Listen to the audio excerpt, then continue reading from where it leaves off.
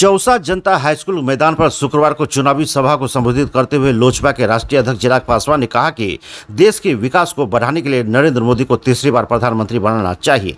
उन्होंने कहा कि भारत के आदरणीय लोकप्रिय प्रधानमंत्री नरेंद्र मोदी के अथक प्रयास से करीब 500 वर्षों तक टेंट में विराजमान रहने वाले भगवान श्री राम का देश स्तर पर भव्य मंदिर का निर्माण कराया गया और जम्मू कश्मीर से धारा 370 हटाकर भारत में एक नया इतिहास रचे है। उन्होंने कहा कि उनके पिता स्वर्गीय रामविलास पासवान के अथक प्रयास से ही देश के लगभग 81 करोड़ लोगों को निःशुल्क खाद्यान्न उपलब्ध कराई जा रही है और प्रधानमंत्री के सौजन्य से गरीब महिलाओं को उज्ज्वला योजना के तहत मुफ्त गैस कनेक्शन देकर देश में विकास की रफ्तार को बढ़ाया है। देशीय स्तर पर प्रधानमंत्री आयुष्मान कार्ड योजना लागू किए जाने के बाद प्रत्येक बीपीएल परिवार के तहत गुजर बसर करने वाले लोगों को 5 लाख रुपए तक का निःशुल्क इलाज करवाया जा रहा है। उन्होंने कहा कि जम्मू कश्मीर से धारा 370 हटाकर भारत में एक नया इतिहास रचे हैं। प्रधानमंत्री जन धन योजना और किसान सम्मान निधि योजना लागू किए जाने से देश के किसान समृद्ध हो रहे हैं। मंत्री जमा खान ने कहा कि बिहार के मुख्यमंत्री माननीय नीतीश कुमार के कार्यकाल में विभिन्न समुदाय के गरीब रेखा के तहत गुजर बसर करने वाले लोगों के लिए दर्जनों योजनाएं संचालित की जा रही है। बिहार में शिक्षा व्यवस्था को सुदृढ़ करने के लिए मुख्यमंत्री पोशाक और साइकिल तथा एमडीएम सहित कई योजनाओं से छात्र छात्राएं लाभान्वित हो रही हैं। जदयू के प्रदेश अध्यक्ष उमेश कुशवाहा ने कहा कि पिछले 15 सालों की बात करें तो बिहार में लोगों को किसी भी रास्ते में बदहाल सड़कों से आवाजाही करने के लिए एक बार सोचना पड़ता था, लेकिन आज के परिवेश में बिहार का ऐसा कोई भी जिला और गांव नहीं है जहां बेहतर सड़क का निर्माण नहीं कराया जा सका है। बिहार विधानसभा उपाध्यक्ष नरेंद्र नारायण यादव ने कहा कि कोसी नदी पर विजय घाट में पक्का पुल का निर्माण कराया गया है। कालासन में आईटीआई और पॉलिटेक्निक कॉलेज का निर्माण कराया गया है, जिससे विकास को रफ्तार मिला है। चुनावी सभा को अध्यक्षता जदयू के चौसा प्रखंड अध्यक्ष मनोज प्रसाद ने की। सभा में लोजपा के प्रदेश महासचिव चंदन सिंह, लोजपा जिलाध्यक्ष दिनेश पासवान, भाजपा अध्यक्ष अरुण मंडल, मुर्शिद आलम, मनोवर हुसैन, सूरज कुमार पटवे, अबू साले सिद्दीकी, कुंदन कुमार बंटी, शिव कुमार यादव, नवल किशोर जायसवाल, कैलाश पासवान, जयप्रकाश यादव, कौशल यादव, पुलकित पासवान, संतोष यादव, गोपाल यादव, सुभाष चौधरी, रामलखन, फरीद आलम, नितम गांधी ने भी संबोधित किया। देखिए मोहम्मद अंसार आलम की इस खास रिपोर्ट। मौजूद इस समारोह मंच पर बिहार सरकार में मंत्री आदरणीय जमा खान जी मौजूद इस समारोह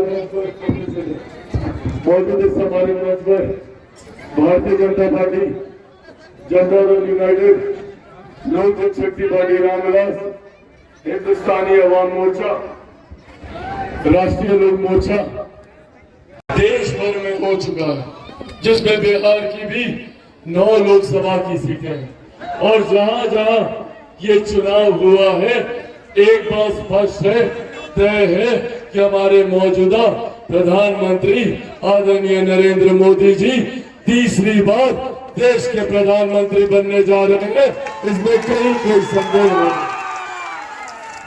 ऐसे में अब ये जिम्मेदारी हम सब की बनती है कि जब हमारे प्रधानमंत्री तीसरी बार देश के प्रधानमंत्री बनने जा रहे हैं, तो उसमें हम अपने प्रत्याशी को, ऐसे प्रत्याशी को हम हमारा सांसद बनाकर भेजे जो प्रधानमंत्री जी के बगल में बैठकर और आपसे जुड़ी हुई समस्याओं का समाधान करने का काम करे, मुख्यमंत्री जी के बगल में बैठकर आपकी जुड़ी हुई विकास की परियोजनाओं को पारित करने का काम करे।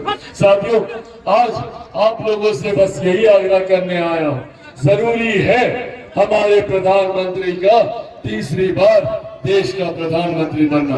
एक यही प्रधानमंत्री है जिन्होंने भारत की अर्थव्यवस्था को मजबूत करने का काम किया।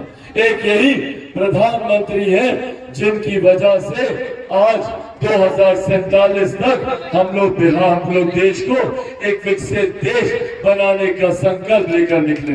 जब हमारा देश एक विकसित देश बनेगा तो देश का हर एक प्रदेश, बिहार जैसा प्रदेश विकसित बनेगा, हमारी हर एक जिला विकसित बनेगा, हर एक प्रखंड विकसित बनेगा, हर एक पंचायत और हर एक गांव विकसित बनने का काम करेगा। इस संकल्प के साथ प्रधानमंत्री जी आगे बढ़ने का काम कर रहे हैं और उसकी नींव में उन्होंने कार्य करना शुरू किया। आज से पहले कोई हमारे देश की अर्थव्यवस्था किस नंबर पर है कोई नहीं जानता था। आज दुनिया में 5वीं सबसे बड़ी अर्थव्यवस्था अगर भारत बना है तो ये देश हमारे प्रधानमंत्री आदरणीय नरेंद्र मोदी जी की है। आज हमारे प्रधानमंत्री ने मूलभूत जरूरतों को पूरा करने का काम किया। महिलाओं के लिए शौचालय बनाने की बात हो या उज्ज्वला योजना देने की बात हो या कोई भी गरीब आदमी आर्थिक अभाव में इलाज से वंचित ना रह जाए, उनको 5-5 लाख रुपए आयुष्मान योजना के तहत मुफ्त इलाज देने की व्यवस्था करवाई है। ये सोच हमारे प्रधानमंत्री जी की है। और देश ही नहीं, दुनिया की सबसे बड़ी गरीब कल्याण की योजना प्रधानमंत्री गरीब जन कल्याण योजना, जिसका श्रेय मैं मेरे नेता, मेरे पिता आदरणीय रामविलास पासवान जी को भी देता हूं कि आज उनकी वजह से देश में 81 करोड़ लोगों को मुफ्त में राशन दिया जा रहा है। ये सोच हमारे प्रधानमंत्री जी की है। साथियों, एक तरफ जहां हमारे प्रधानमंत्री ने सरहद पे हमारी सीमाओं को सुरक्षित रखा, वहीं दूसरी तरफ उन्होंने अंतरिक्ष के माध्यम से भी विकास के कार्यों को गति दी। जितने विवादित विषय थे उनका समाधान करने का काम किया। जहां एक तरफ धारा 370 हटाकर एक अखंड भारत के निर्माण को पूरा किया, तो वहीं दूसरी तरफ लंबे समय से जो हम लोग की आस्था जुड़ी हुई थी भगवान राम को लेकर, इसी तरीके से पिछले 500 साल से रामलल्ला एक टेंट के नीचे विराजमान थे। आज अयोध्या में भव्य राम मंदिर का निर्माण करने से उन्होंने हमारी आस्था को पूरा किया। जहाँ दूसरी तरफ महिलाओं का लंबे समय से जो अधिकार की मांग हो रही थी, नारी शक्ति अधिनियम जिसमें 33% आरक्षण महिलाओं को देने का काम किया गया, ये तमाम वो कार्य हैं जो एक विकसित देश के निर्माण की नींव में हमारे प्रधानमंत्री जी के द्वारा मजबूत फैसले लिए गए। साथियों, आज यही आग्रह करने आया हूँ, जहाँ एक तरफ हमारे प्रधानमंत्री जी हमारी आस्था गरीब कल्याण योजनाओं पे कार्य करते हैं, तो वहीं दूसरी तरफ विपक्ष के लोग हैं जो हमारी आस्था से भी खिलवाड़ करते हैं और गरीब कल्याण योजनाओं को भी बंद करना चाहते हैं। एक जानकारी आप लोगों के साथ साझा करूंगा। ये जितने कांग्रेस राजद के लोग हैं, अगर ये लोग कहीं गलती से अगर इनमें से कोई भी सत्ता में आया या जीतता है, तो इन लोगों की सोच जिस तरीके से ये लोग अभी तक आप लोगों की संपत्ति हड़पते आए हैं, राजद के नेता जिस तरीके से नौकरी की एवज में जमीन जायदाद लिखवाने का काम करते हैं, अब ये लोग सुनियोजित तरीके से उस कार्य को अंजाम देना चाहते हैं। एक इनहेरिटेंस टैक्स ये लोग लागू करना चाहते हैं, विरासत पे टैक्स। चाचा समझिएगा इसको, जितनी संपत्ति आप लोग की, जमीन जो भी हो, गरीब किसान हो या कोई गरीब मजदूर हो, जिसकी जो भी संपत्ति है या आप लोग का जितना गहना जेवर होगा चाची, वो सब आपके जाने के बाद 55% कांग्रेस और राजद के लोग सरकारी खजाने में ले लेंगे। इस सोच के साथ ये लोग आगे बढ़ रहे। इन लोगों की ये सोच, इन लोगों की आप लोगों की संपत्ति हड़पने की ये सोच आप लोगों के सामने ना आए, तो ये लोग डराने का काम कर रहे हैं। क्या भ्रम फैलाते हैं कि संविधान खत्म कर दिया जाएगा, आरक्षण खत्म कर दिया जाएगा, लोकतंत्र की हत्या कर दी जाएगी। जिन लोगों ने सन 75 में आपातकाल लगाकर सही मायनों में लोकतंत्र की हत्या की, वो लोग आज लोकतंत्र की हत्या का दर्द उठाने का काम कर रहे हैं। साथियों, जो लोग संविधान और आरक्षण को लेकर भ्रम फैलाने का काम करते हैं, आज मैं यहाँ आप लोगों के सामने खड़ा होकर, और मैं चाहता हूँ कि मेरे ये शब्द गांव के हर एक व्यक्ति, हर घर तक पहुँचाने का आप लोग काम करें। मैं मेरे नेता, मेरे पिता आदरणीय रामविलास पासवान जी के संघर्षों की कसम खाकर आप लोगों से वादा करता हूँ कि जब तक चिराग पासवान जिंदा है, ना संविधान को कोई खतरा है, ना आरक्षण को कोई खतरा है। पर जो लोग इस बात का डर फैलाते हैं, खतरा इन लोगों से है। ये लोग हम लोग की गरीब कल्याण की योजनाओं को बंद करना चाहते हैं। आज हमको हाथ उठाकर बताइए, कितने लोगों को 5 किलो राशन मुफ्त में मिल रहा है? किस किस को मिल रहा है? राशन मिल रहा है कि नहीं? चाची, राशन मिल रहा है ना? बताइए। ये जो राशन दिया जा रहा है, ये सोच है कांग्रेस और राजद और इनके तमाम घटक दलों की, इसको बंद कर दिया जाए। जिन लोगों को 5-5 लाख रुपए का इलाज मिल रहा है, उसको बंद करने की सोच के साथ ये लोग आगे बढ़ने का काम कर रहे हैं। इसीलिए साथियों, अंत में अब आप लोगों से बस यही आग्रह करूंगा कि एक ऐसे प्रत्याशी को, और ऐसे में आदरणीय दिनेश चंद्र यादव जी से बेहतर और कोई नहीं हो सकता।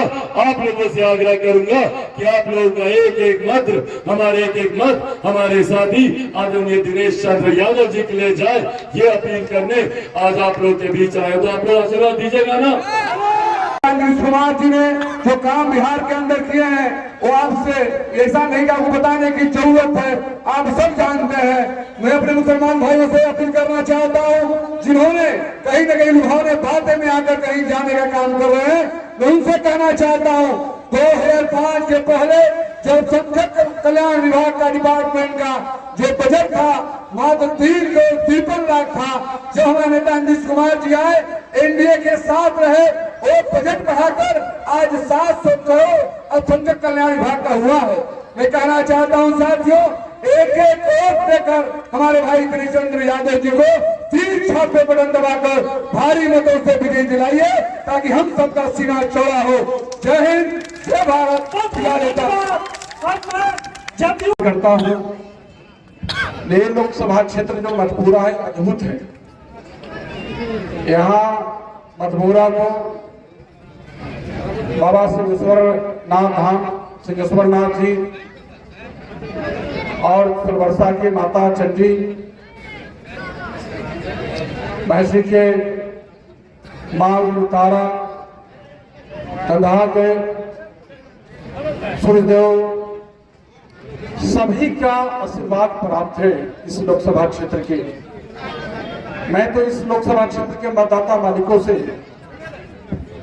कहने आया हूं, अपील करने आया हूं कि 2 धारा की लड़ाई है। एक धारा के नेता वो लोग हैं जो अपने परिवार से अलग सोचते ही नहीं है। परिवार से उनका इतिहास भूगोल शुरू होता है, परिवार में खत्म हो जाती है। और दूसरे तरफ हम लोग के नेता माननीय मुख्यमंत्री नीतीश कुमार जी, माननीय प्रधानमंत्री नरेंद्र मोदी जी हैं, जिनकी कृष्णाई जोड़ी है, जो उन्होंने पूरे बिहार को और पूरे देश को अपना परिवार माना है। और बिहार में माननीय मुख्यमंत्री नीतीश कुमार जी ने न्याय के साथ विकास, और माननीय प्रधानमंत्री नरेंद्र मोदी जी सबका साथ, सबका विकास, सबका प्रयास, सबका विश्वास को मजबूती करने के लिए हम आपसे अपील करने आए हैं। इस धारा को मजबूत देने के लिए, ये दोनों हाथों को मजबूत करने के लिए जो एनडीए की सरकार है बिहार में और देश में, और फिर से माननीय प्रधानमंत्री नरेंद्र मोदी जी को प्रधानमंत्री बनाने के लिए यहाँ के मतदाता मालिकों से अपील करने आए हैं कि आपके जो लोकप्रिय चहेते, आपके भाई, आपके जो उम्मीदवार हैं एनडीए के दिनेश चंद्र यादव जी का जो 7 मई को जो चुनाव होना है, एक एक वोट उनको 3 छापर देने का हम आग्रह कर रहे हैं। दोनों हाथ उठाकर, समय का अभाव है, हम तो मांग करेंगे। बहुत, ये तो लड़ाई जो है विकास बनाम विनाश की लड़ाई है। ये लड़ाई जो है लोकतंत्र बनाम परिवार तंत्र की लड़ाई है। तो परिवार तंत्र हावी नहीं हो लोकतंत्र पर, तो लोकतंत्र के अपने लोकतांत्रिक मूल्यों के बचाने के लिए आप लोग सजग हो जाइए, सचेत हो जाइए। ये हम आपसे आग्रह, विनती, निवेदन करने आए। साथियों, हम सबों के नेता ने जो काम किया है, हम जब उस पर गिनाऊंगा तो 5 घंटा से अधिक लगेगा। काम की चर्चा नहीं कर रहे हैं। हमारे आपके लोकप्रिय, आपके नेता नरेंद्र बाबू बता रहे थे, काम पर चर्चा कर रहे थे, चाहे वो अति पिछड़ा हो, दलित हो, महादलित हो, अल्पसंख्यक हो, समाज के किसी भी वर्ग का लोग हो, चाहे बिजली हो, सड़क हो, स्वास्थ्य हो, शिक्षा हो, रोजगार हो, कोई भी क्षेत्र लीजिए, क्रांति आई है। एक दिन में हमारे नेता 1 लाख से ऊपर नौकरी देने का काम करते हैं। उनका जो संकल्प है 10 लाख नौकरी देने का और 10 लाख से रोजगार सृजन करने का, उसको पूरा करेंगे। हम तो सिर्फ आपसे विनती निवेदन करने आए हैं, समय का अभाव है। आप लोग जो पिछले बार यहाँ से 86,000 वोट से आपने यहाँ से आलमनगर से जिताया था, इस बार आप कम से कम 1 लाख यहाँ से पार कर दीजिए और मधपुरा से 5 लाख पार कर दीजिए। जो एक बार वो कसम रह गया था पिछले बार 19 के चुनाव में, 1 सीट का 39 सीट हम लोग को मिला था, 1 सीट का कसम रह गया था। वो कसर इस बार पूरा कर लीजिए। 40 के 40 सीट अपने नेता नीतीश कुमार जी, अपने नेता प्रधानमंत्री जी चिराग पासवान जी के जीतन राम मांझी जी, उपेंद्र कुशवाहा को झोली में देने का काम करिए।